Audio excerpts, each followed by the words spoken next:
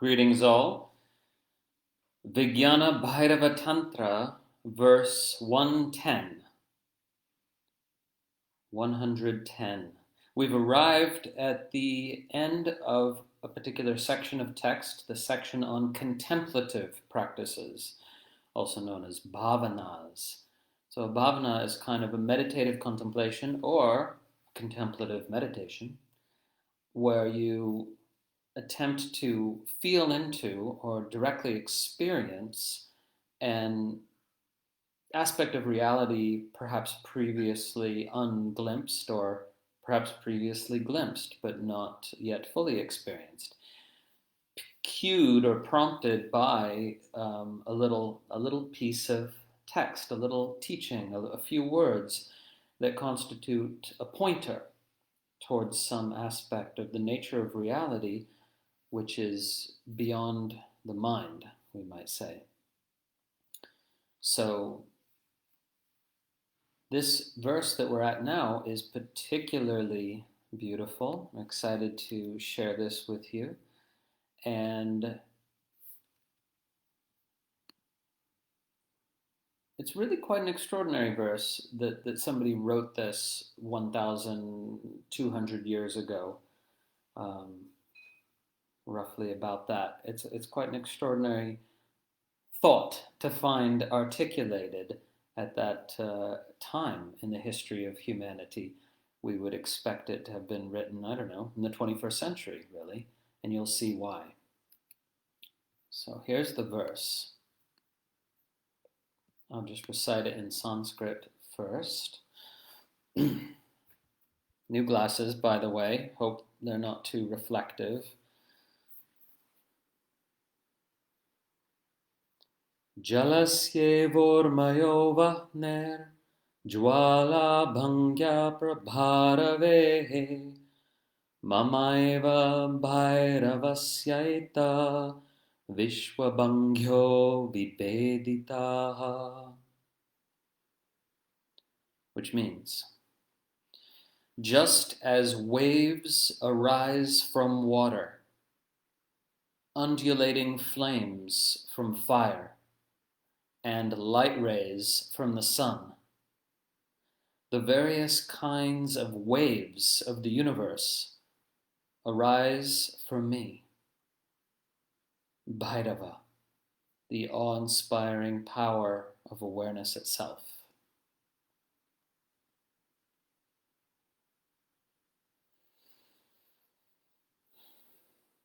Okay, so this verse beautifully expresses the emanationist aspect of the non-dual view, because actually I should say the tantric non-dual view, because there are many non-dual views in the world. A non-dual view is one that says there appear to be two things, but in fact there aren't. There's just one thing, right? There might appear to be spirit versus matter, for example. There might appear to be you versus God, or you versus the universe, but in fact there's one. So that's, by the way, why we call it a non-dual view instead of a monistic view, because a monistic view means a oneness view, but we say no, it's an advaya view, also known as advaita view, which means not two. Appear to be two, but there's not two. Now, some non-dual views include this emanationist doctrine I'm about to explain, such as Tantra, and others do not. For example, Vedanta does not have an emanationist view. They say nothing has ever manifested. There is no manifestation. There's just the appearance of a manifestation, but not even that has manifested, right? So reality is an illusion, according to some Vedantins, and they're called Mayavadins, the people who hold that reality is in fact an illusion. Nothing is ever manifested. In Tantra, we don't say that. We say there is manifestation. And this is nice because then this way Tantra doesn't contradict the obvious evidence of your senses. There is a creation, there is a universe, there is a manifestation. Now, what's the nature of that universe? We say it is consciousness. And it is divine consciousness. It is the consciousness of really ultimately one single being manifested through countless different forms. But anyway, that part aside, the apparently sort of theological part aside, what we also argue in this view of the tantric non-dual view is that all phenomena they emanate from consciousness. They are consciousness and they emanate from consciousness. So let me try to specify this a little more clearly. To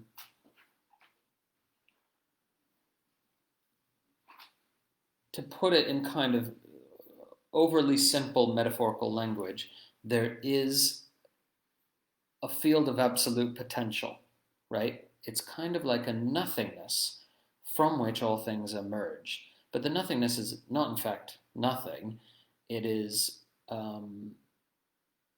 pregnant, as it were, with infinite potential, right? So in some branches of Tantra, it's the imagery of, or the symbolism of goddess is used, right?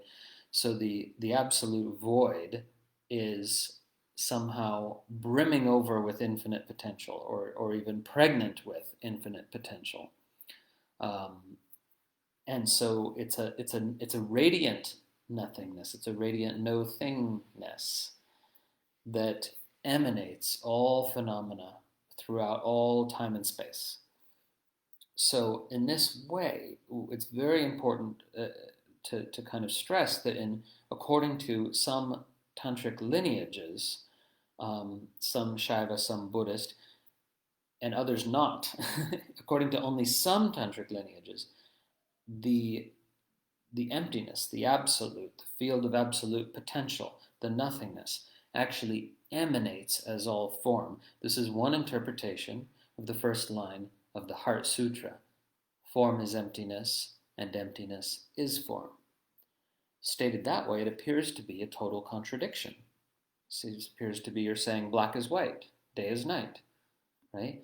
But the text is composed that way to sort of shock you right at the beginning. Form is emptiness, emptiness is form. But the way it's interpreted tantrically anyway, according to some lineages, is that means emptiness manifests as form.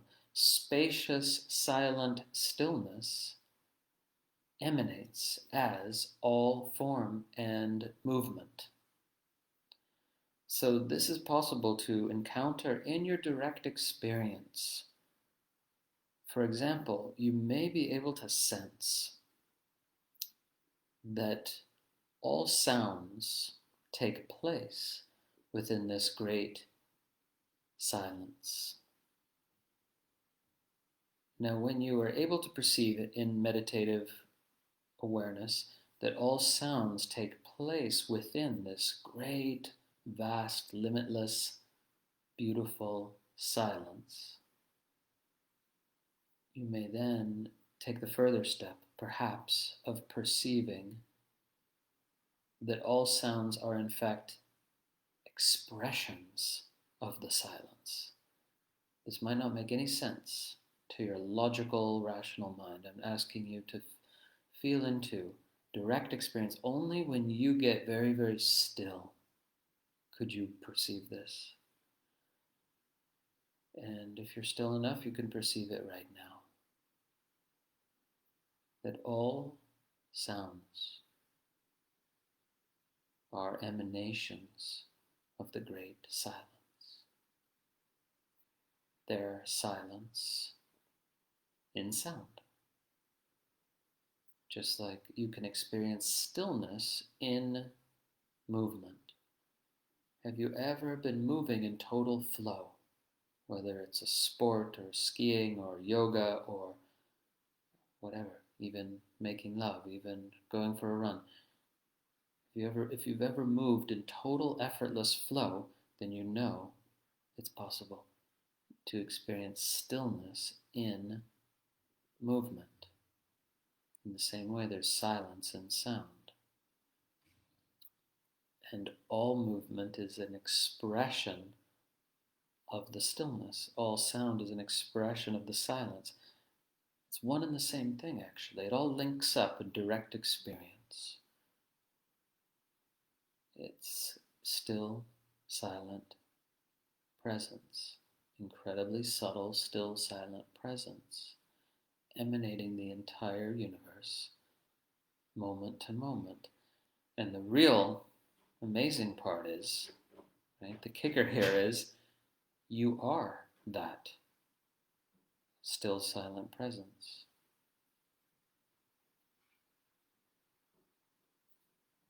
Literally. Right? At the deepest level of your being, you are the still, silent presence that emanates this entire universe.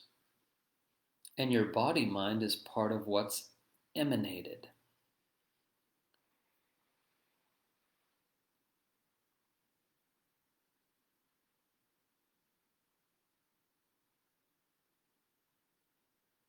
See if you can just absorb the implications of that, because you previously identified as being self, that which is emanated, rather than the timeless ground out of which it's emanated. And this doesn't quite make sense, because what is emanated is ever shifting, ever changing. Your body's different now than 10 years ago. Your mind is different now than 10 years, very different. Your experience is different. Your quality of experience is different. And it could be vastly different than it is now at some point in the future. Right? And the world is changing. Everything's changing. Everything's in flux.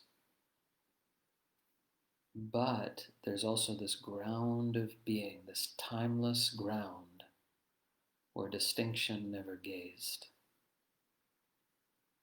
And that is the support of all life. When you don't have contact with that, this world is frightening. It's confusing. It's a chaos. When you do have contact with that, all you can see is order, symmetry, balance in the big picture. Right? If you zoom into some small picture, you might not see that, but in the big picture, you see the order and symmetry and balance, and you can't help but see it. It's not a belief I'm talking about. You can't help but seeing the truth of that when you are in touch with the timeless ground of being, the still, silent presence that emanates all things.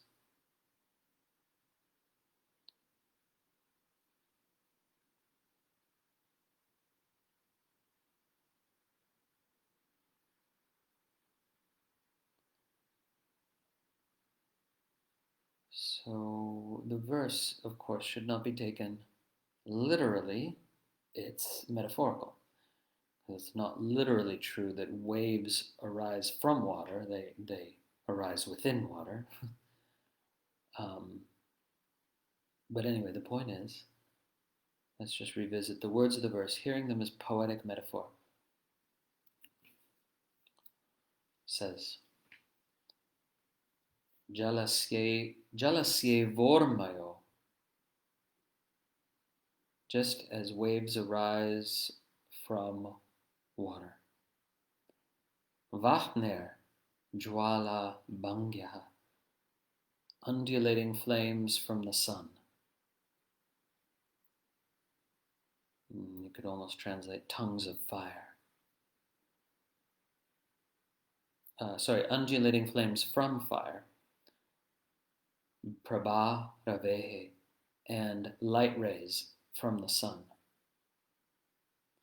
In the same way, the various kinds of waves of the universe arise from what I am, which is the awe-inspiring power of awareness itself.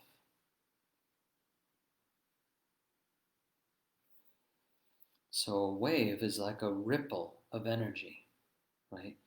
Now, this is where it gets kind of intersects potentially with modern understanding of physics, right? Because, as physicists have calculated, I don't know if you guys know this, the entire universe has a total energy value of 0. Why? Because everything perfectly cancels out. Right? Everything, all the forces in the universe, if you sum them, they perfectly cancel out. Total energy value is 0. Right? This is actually kind of why the Vedantins say, no, nothing's ever manifested. But we say, no, it has manifested. It's just that ultimately it adds up to a perfect 0. And so since everything perfectly cancels out, what is this? What are these waves? The waves are permutations in the fabric of reality that allow for diversity of existence and expression. And where do the waves come from? From consciousness. Right? Even back thousands of years ago, even pre-tantric philosophy articulated this incredibly fascinating idea that there was only homogeneous nothingness. Then consciousness came by coming into proximity with homogeneous matter, prakriti, creates waves in it that then create heterogeneity, diversity, right? Anyway, it doesn't matter about the philosophy of it, because that's all just the mind trying to understand, and it can understand a little bit, can get little glimpses, but it'll never really understand. Okay. Still, the point here is all the waves that create all phenomena, right? Because you need waves to disturb the perfect equilibrium of everything canceled out to 0, and therefore give rise to the appearance of a universe. And those waves emanate only from consciousness. Such is the claim here, to be verified in your direct experience. There's an element of this that will never be verifiable scientifically. And that's why we shouldn't get too attached to the correspondences between tantric philosophy and quantum mechanics and so on, because there's always an element of this teaching. In fact, it's the most fundamental element that will never be verified by science, because it's not the sort of thing that could be, right? And that element is consciousness is primary. Everything else is a byproduct of consciousness. And science can't prove or disprove that, but for that matter, science can't even explain why there should be consciousness at all. Right? Totally so far beyond the grasp of any scientific discipline to explain why there is consciousness, or even how it comes to be. Okay, so let's come back to the fundamental teaching. In this bhavana, in this contemplative meditation, you contemplate that what you are is the awe-inspiring power of consciousness. And that goes by the name in this tradition, Bhairava. Bhairava means awe-inspiring, but it's used in tantric tradition to specifically mean the awe-inspiring power of consciousness. Now, you take yourself to be a limited body-mind, but in fact that it's part of what consciousness emanates.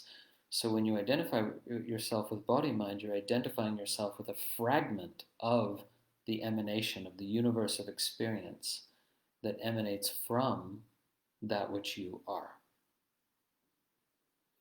So in this view, what you are is not a person. What you are emanates personhood for a brief moment. It's a candle that flames and dies. That's not a problem. That's not a tragedy, right? Everything dies. Everything that comes into being passes away. But when you experience yourself as that fundamental reality from which everything emanates and into which everything returns, then the impermanence of phenomena is no longer a cause of suffering. If you identify yourself with one of the impermanent phenomena, well, then it kind of sucks, right? Because we have only a brief moment in this form. But there are countless forms. There have been countless forms before this. There'll be countless more forms. But this particular form and its own little autobiography, they only get a tiny, tiny, tiny moment. To be at peace with that is only possible by recognizing and immersing in what you actually are.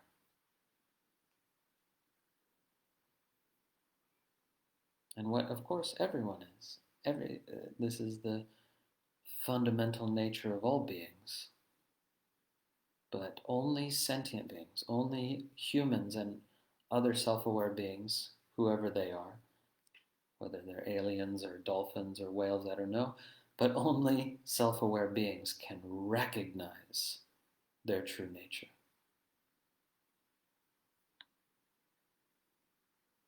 Which is the game changer.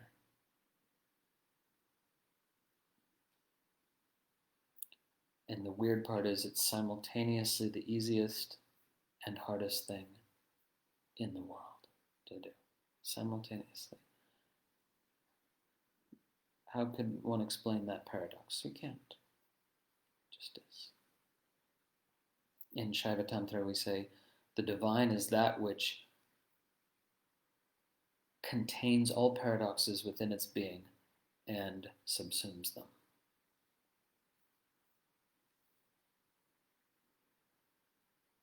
So, in this practice, what do? You just turn the words over and over in your heart-mind. You just ponder them. You just let them sink in, and you see what happens. What happens when you take a whole day or a whole week and walk around, sit, move with these words? Just as waves arise from water, undulating flames from fire, and light rays from the sun. The various kinds of waves of this universe arise from what I am, the awe-inspiring power of consciousness.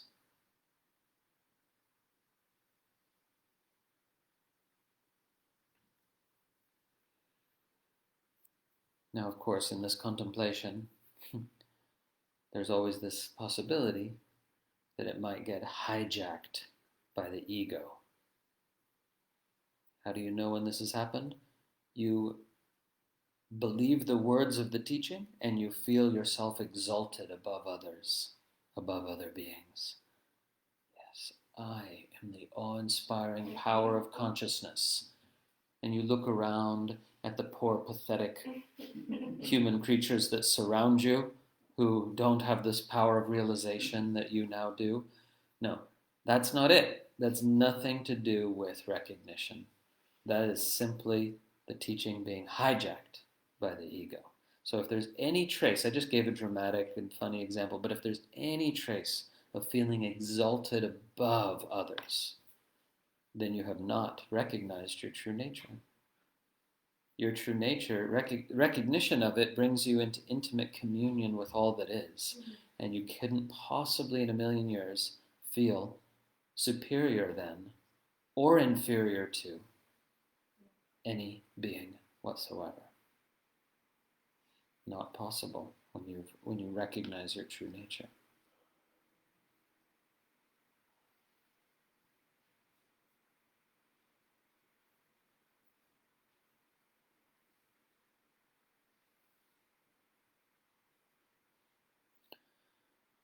Tempted to quote Bob Dylan here, who had certain moments of clarity, certain moments of insight. He had this beautiful lyric, I think in 1966 or 5, where he said, addressing somebody in a song, "You've said many times you're better than no one, and no one is better than you.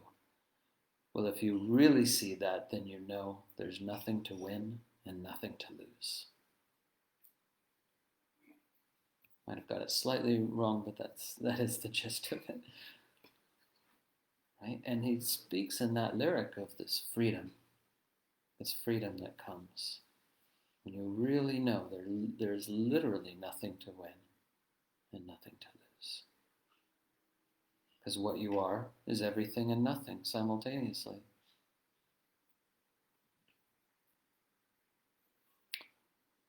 And this completes the section of contemplative meditations. And next video, we begin a new section of the text with some it's an interesting melange of strange and wonderful things. It's a little treasure chest of strange and wonderful things for the last section of yuktis or techniques, right? We've gotten up to yukti number 86 out of 112. So we're about 3/4 of the way through the yuktis or techniques. May they be fruitful for you. May you recognize your true nature and abide in that recognition. Abiding in it, may you embody it. Embodying it, may it be for the benefit of all. Om